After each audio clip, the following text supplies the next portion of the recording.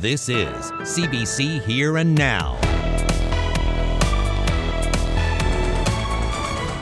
I wanted to get out of Russia and escape in a way. And so I just got off the boat and I pretty much started my life. Not your typical 24th of May celebration. He's come back to mark a major anniversary, 30 years since jumping ship in St. John's. What happened here yesterday was wrong. It should never have happened, and our members should never have been put in a position where they had to cross a line set up by the FFAW uniform. It's just not right. From one union to another, Friday's blockade in Argentia has the head of the Carpenters Union crying foul on the FFAW. Good evening and welcome to Here and Now. We're a slightly shorter show on this holiday Monday, just 30 minutes, but we begin tonight with the 24th of May weekend. Rain, shine, or snow, it's tradition to get outdoors and welcome the unofficial start of summer. Despite the weather today, golf enthusiasts in St. John's couldn't wait to get out on the green. They spoke with Here and Now's Terry Roberts.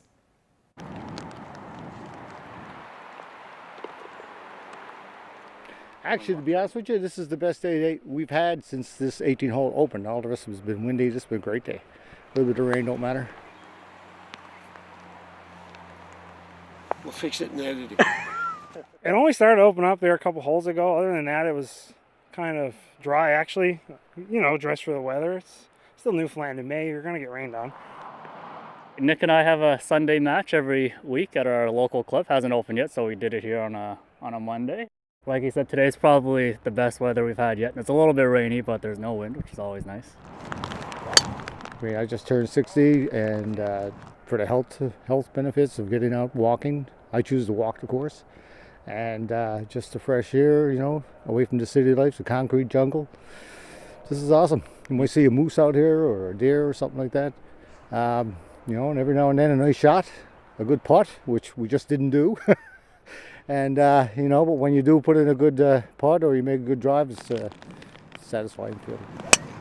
It's a pretty leisurely sport. Just get out, walk around, talk, just outdoors, soak in the sunshine or the rain.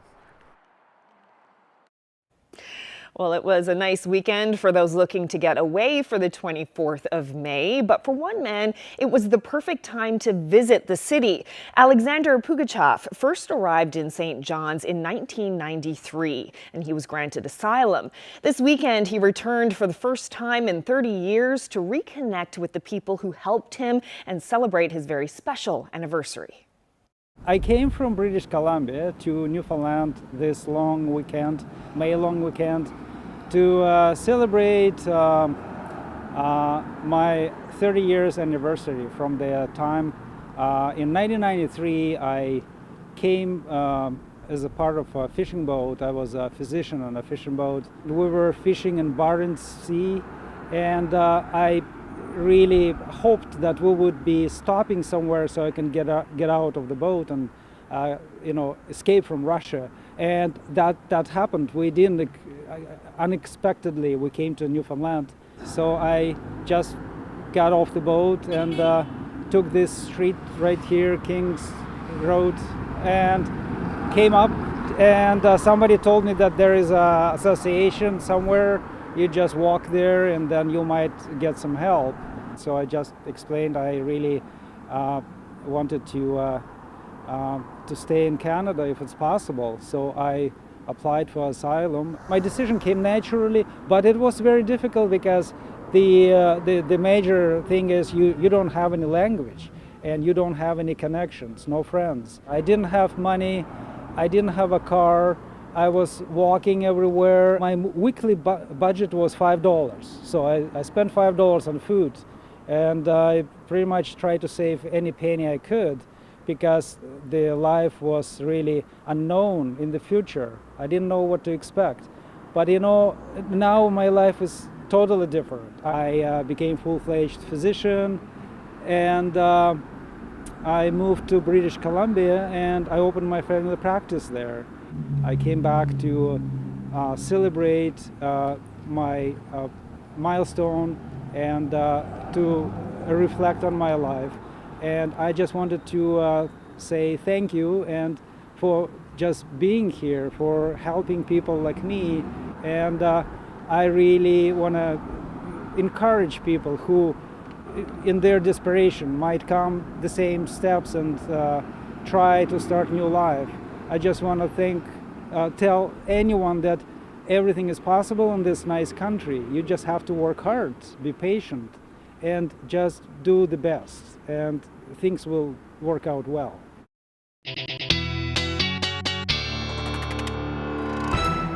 Well, certainly wet out there today for the eastern portion of the island anyway. Lots of sunshine towards the west. Another beautiful weekend this weekend, but we are seeing those showers and this cold front moving through. Now, there have been some pretty spectacular photos of this cold front, so you can see all that cold air behind it. But I need to get right to this. Take a look at this. This is the cold front actually moving through. Now, very rarely do we actually see this. This is very textbook, in fact. Paul Russell captured this photo in Bay Roberts as that cold front was moving in. So we've got that cold air colliding with that warm air, which is what's creating that dramatic cloud. Here's another shot of it as well. So it took its time moving through, but once it did, those temperatures dropped like a rock. 11, 12 degrees in St. John's earlier, down by 4 o'clock. You see that wind shift and temperatures down to 3 degrees at the moment out there. So we certainly got that cold air in behind that cold front. Temperatures down 11 degrees from where they were yesterday. Along the south coast, though, opposite, 5 degrees warmer, 7 in Burgeo than it was yesterday. And then up across Labrador, we're seeing a similar drop in those temperatures towards the coast, but warmer towards the west. Now, we do have those showers moving through, lots more where that came from. I'll get into all the details when I come back. Thanks, Ashley. Well, the dispute in the crab industry appears to have ended, but it could take a while for wounds to heal following a very divisive and tense 6-week standoff. The Fisheries Union and crab processors reached an agreement on Friday that will allow the fishery to get started, with harvesters being paid $2.20 per pound for their catch. On Friday, in hopes of bringing attention to their cause, a splinter group of disgruntled harvesters established a blockade at the entrance to a major oil construction project in Argentia. The protest ended after a few hours. Now, more than 1,400 unionized employees are working on the West White Rose project in Argentia, and Friday's protest by fishermen drew an angry response from the leader of the Carpenters Union. We support the fishermen of this province. We've always supported them and will continue to support them. However, we do not support the actions of FFAW Unifor yesterday when they put our members and members of other unions at risk by not allowing people to leave the site to go home. Most men and women on this site right now are working a 12-hour shift. They are driving roughly an hour and a half each morning and each evening to get to and from work. So it's a very long day. These workers yesterday evening were left on site for an extra few hours, so their day went from a 12-hour workday to a 14-hour workday. And our members want to support the fishermen of the province, but with that being said, we also want our members to be able to make a livelihood. During the pandemic, as most people in this province know and are aware, the construction industry was decimated. We had no work. We were basically flat with nothing, while there were some other industries in the province, such as the fishery, that continued. Now, with the Husky project up and running, the Synovus project, it was an opportunity for our members all to get back out to work, make a good living, and yesterday that was jeopardised by the FFAW Unifor. Well, Williams says Friday's blockade was uncalled for and needs to be dealt with. The FFAW is expected to speak publicly tomorrow. It'll be the first time we hear from the union since it reluctantly signed that deal with the Association of Seafood Producers on Friday. Well, two groups with conflicting perspectives went head-to-head in St. John's yesterday. Anti-abortion protesters organized a March for Life, while a pro-choice counter-rally met them in front of Confederation Building. Here now's Henrika Wilhelm was there. About 120 people came together in front of Confederation Building to support abortion rights. The rally was organized by Planned Parenthood. Its executive director, Nikki Baldwin, says threats to abortion access do exist in Canada, and it's important not to get too comfortable. And I think that it's really important that we keep a watch on it because there are so many ways people can get creative to limit people's access to this kind of health care. I think it's all about framing it as not pro-abortion versus pro-life, it's pro-choice. So what we want is people to be able to make the choice to be parents when they want to be parents, and that just improves the social determinants of that child's life, of their health. Nicole Boland came to represent End Sexual Violence NL. She says no access to reproductive health care is a form of gender-based violence. Showing up here and rallying and just really pushing for that access, because I mean, yes, people can say abortion's legal in Canada, why are you out? But I mean, if there's only 1 or 2 places in a province you can access it, that's not really reproductive freedom for all. This is all like such a big enough procedure and a big enough deal, and people's emotions are high. It should be available on demand, at your request, unrestricted and unpoliced. The anti-abortion protesters were clearly outnumbered. One of them was Ruth Robert, who believes abortion should be illegal and had discussions with pro-choice supporters. The majority of people I speak to are, of course, pro-choice. And I don't come from a place of thinking that because they disagree with me, they're horrible people. I think that we both care about women and we both care about children. I think that a lot of people who are pro-life don't want to say it because Canada, especially under this current administration, prides itself on being pro-choice, and so it's often easier just to not admit that you are pro-life. Abortion has been legal in Canada since 1988, but since it falls under provincial health care, access varies depending on location. Only one abortion centre exists in the province. Henrike Wilhelm, CBC News, St. John's. Well, in sports news, the Newfoundland Growlers lost a pair of games over the weekend in their playoff series against the Florida Everblades. The Growlers dropped the first game on Friday night by a score of 6-2, and then on Saturday, the team blew a third-period lead before losing 5-4 in double overtime, the longest game in the franchise history. The Growlers are now trailing 2-0 in the Eastern Conference Final. Game 3 is tonight in Florida before the two teams return to St. John's for a game on Thursday. Well, if you've been following the activity of the Eagle's Nest in Cuckold's Cove, here's an update for you. The couple has hatched one eaglet, and the hatchling seems to be doing well. These pics are from photographer Alex Swee, who regularly hikes the trail near Signal Hill to check on the nest. The eagles did lay a second egg, but it appears that one did not hatch. This Eagle's Nest has been occupied almost every year for the past decade, except for last year when the nest was abandoned for the season. The eaglet should be mature enough to fly about 10 to 12 weeks after hatching.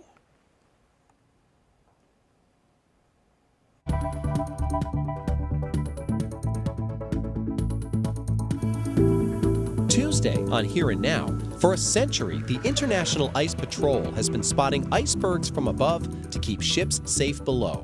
But now this historic flight may soon be grounded. We're towards the end of the era of the aviation mission. For members of the Ice Patrol crew, there's a feeling in the air. This is the last dance. That story Tuesday on Here and Now. Well, we have lots of moisture in the atmosphere. That's going to bring some rain as we head through the overnight for parts of the Avalon. I'll talk all about that.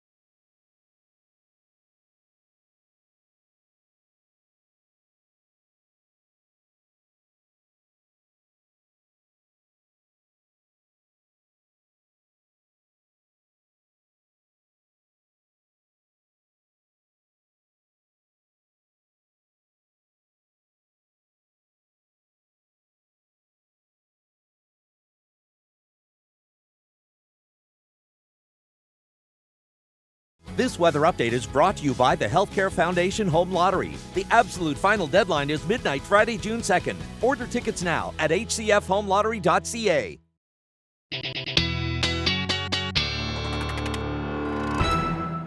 Well, today wasn't the best of weather in our neck of the woods, but gosh, the weekend was fantastic. It was a real great weekend to get out and putter around outdoors. Yeah. It was lovely. Pick up all the weeds and stuff. Yeah, it was. It was a great weekend and still continued to, into this long weekend today in parts of the province as well. Let's just take a look at the temperatures. That's where we saw the nicest temperatures, really. 16 degrees in Terra Nova today. 10 in Corner Brook, 11 in Stephenville. Temperatures still on the cool side, though, up across Labrador, only into the single digits, about 7 degrees in Happy Valley, Goose Bay, and then just barely 2 to 5, pretty much for the rest of the Big Land. Now, what's going on is we've got a cold front that has swept through, lots of showers in pretty much the eastern half of the island. The west coast starting to see some cloud cover move in now, but beautiful start today, and some cloud cover up across Labrador as well.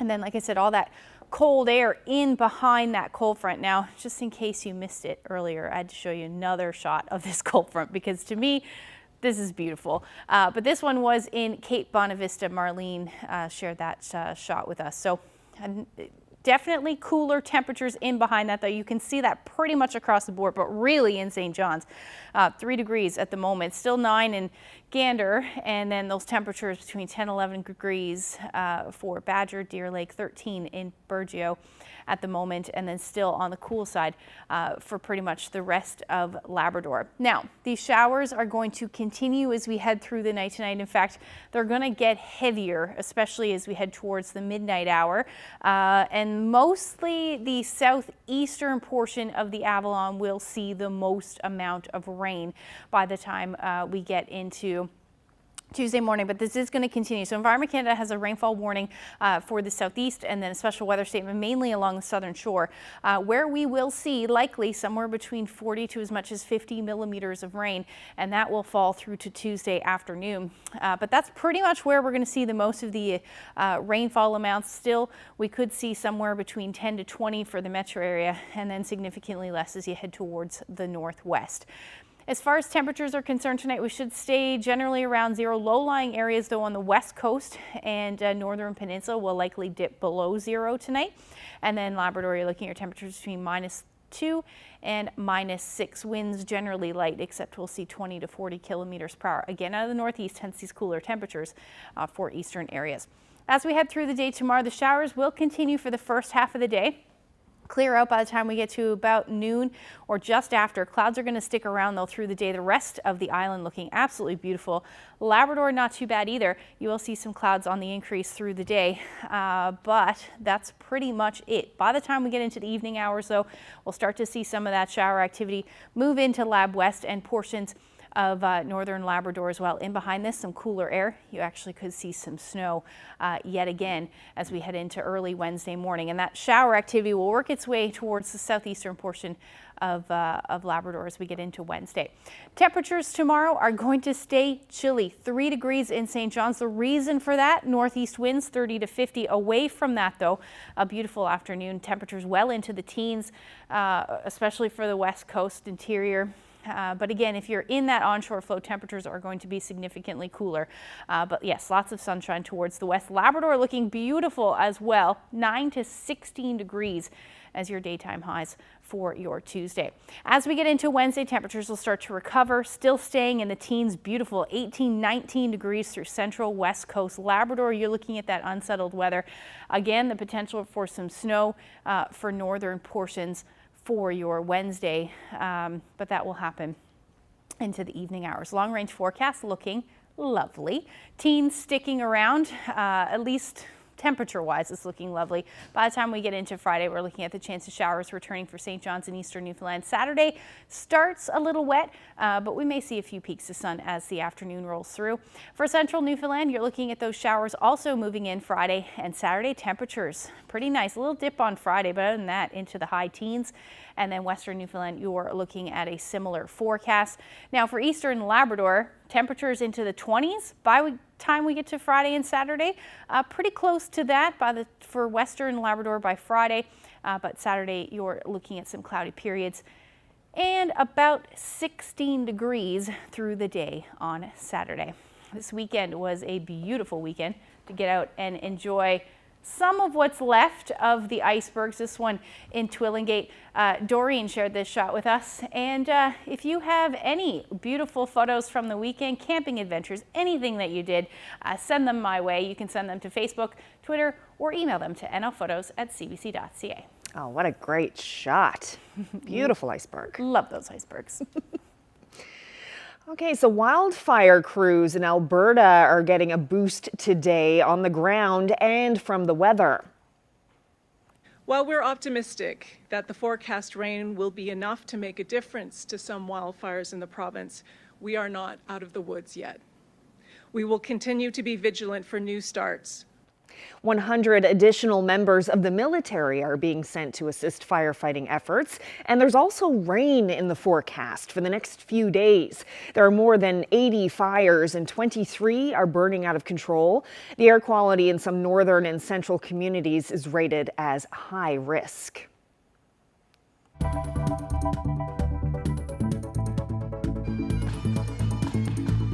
Princess Anne has wrapped up her visit to Canada after spending the weekend in New Brunswick, paying tribute to the country's oldest armoured regiment. Princess Anne is the Colonel-in-Chief of the 8th Canadian Hussars. She attended a military parade in Moncton on Saturday in honour of their 175th anniversary. Stay with us. We'll be right back.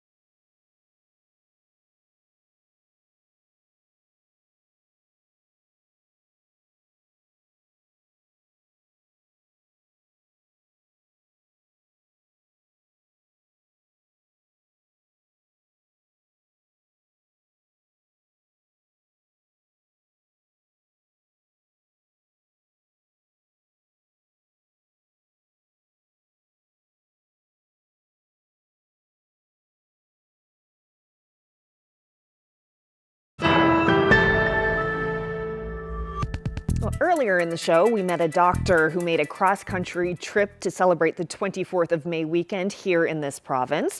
It's been 30 years since he jumped off a Soviet fishing trawler and claimed asylum in St. John's. Now, Here and Now was there 3 summers prior when, for the first time, a group of Soviet sailors jumped ship. The 5 men were also defecting in favor of a new life in Canada.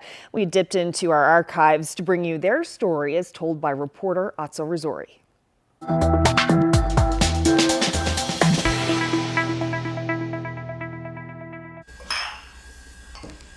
It was a moment these 5 men will likely never forget, preparing their first supper in Canada. For months, they had been waiting for an opportunity to defect. That opportunity came at 3 o'clock this morning when their boat, a collector vessel of the Soviet fishing fleet, called into the port of St. John's. A crew member needed hospital treatment. 1 hour later, the 5 defectors appeared here at Constabulary Headquarters. Staff Sergeant Derek Pike was the one who got hauled out of bed to deal with the surprise visitors. They were waiting for him on this bench in the lobby. I went over and had a talk. There's one gentleman there that spoke a bit of broken English, and I just asked him, are you here voluntarily? He said he was, and he wanted to stay in Canada along with his 4 buddies. So I took it from there. Taking it from there meant sending the 5 to see immigration authorities. And this afternoon, they moved into their own apartment, provided by the Association for New Canadians. There has never been a mass defection from Soviet vessels before. The question now is whether this is the beginning of a trend. Well, I think it's a bit early to say that, but on the other hand, it does seem as though there's a slight increase in the numbers of Russians and Cubans, so we must certainly just wait and see what happens. There were 3 other Soviet trawlers in the port today. A crew member from one of them said he knew nothing of the defections. These men may be on their way home again, but these have asked for refugee status. For CBC News, I'm Atzo Rizori. Oh, I love a good Atzo Rizori archival item. I know, it's amazing. Every time I hear it. Yeah, he's so good, so good. We miss him still. Yeah. Well, that about does it for us on this holiday Monday. We'll be back tomorrow at a regular time, a regular 60-minute show, so I hope you can join us then. Thank you so much for watching and hope you have a great evening. Good night.